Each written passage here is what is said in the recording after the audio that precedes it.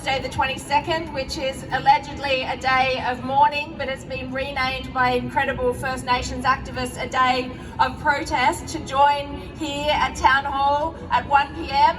for the action to abolish the monarchy. That is where you should be on Thursday at 1 p.m. on the public holiday that we shouldn't be having.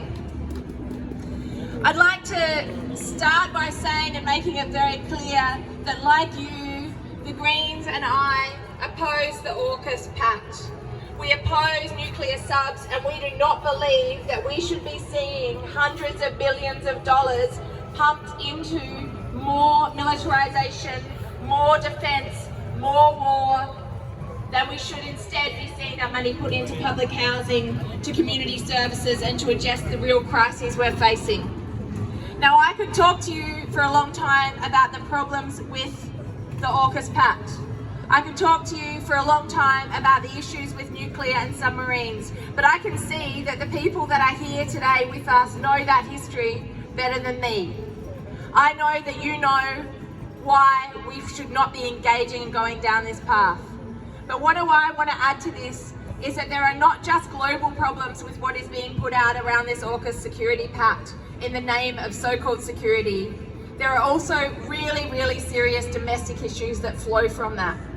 And I want to talk particularly about the horrific, hawkish approach that we see so-called objective commentators trying to look like they are providing reasonable analysis on China-Australia relations, reasonable analysis on the AUKUS Pact, when in actual fact they are being funded by the companies that profit from militarisation, being funded by the US government, and are putting themselves out there as honest brokers in being able to commentate on this AUKUS Pact and commentate on Australia-China relations, when in actual fact they are funded by the military profit companies that are going to benefit from what they are saying. The likes of Clive Hamilton, the likes of ASPI, the like of conservative right-wing media that are trying to whip up the fear and hatred against China need to be called out. And why does that matter? It matters because globally we do not want to see a war with China. It matters because we do not want to see escalating military tensions.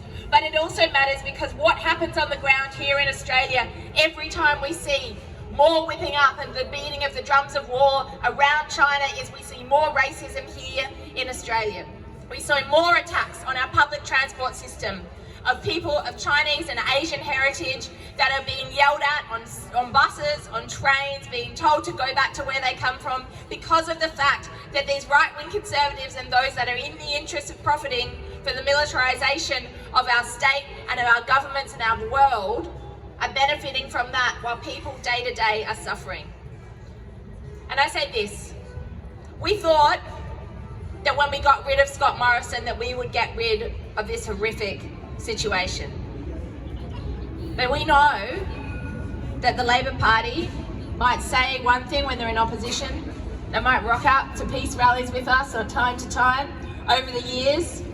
But when they get into government, what do? In fact, even when they were in opposition when it comes to AUKUS, the Labor Party were backing it in.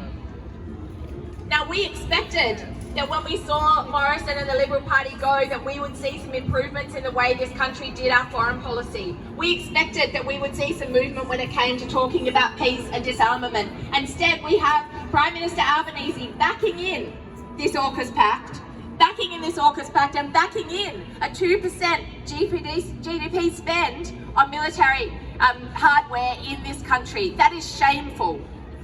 And it's not just about a national level, because just while a year ago today we marked the Morrison-AUKUS Pact was signed, just last week, Dominic Perrottet, the New South Wales Liberal Premier, said he was welcoming the opportunity for the business and the money that would come in as a result of building nuclear subs on our New South Wales shores. Now, I'm not interested in that, and I think that if we are going to mobilise and we are going to create pressure, we need to do so at a state and federal level to make sure that we are saying no nuclear submarines, not in Wollongong, not in Newcastle, not in anywhere across the New South Wales shoreline, not anywhere in Australia, because that is not what the future is that we want to see. So can I say that the Greens stand with you and I stand with you when we say no to war. We say no to war with China, we say no to escalating tensions, we say no to racism, and we say scrap the AUKUS deal, because that is the only way that we can ensure that Australia starts doing what is in the interest of its people and the interests of the people that are here, not in the interests of the massive arms trade that seek to profit from more warmongering and more beating of the drums of war. Thanks very much, and thanks for turning out today.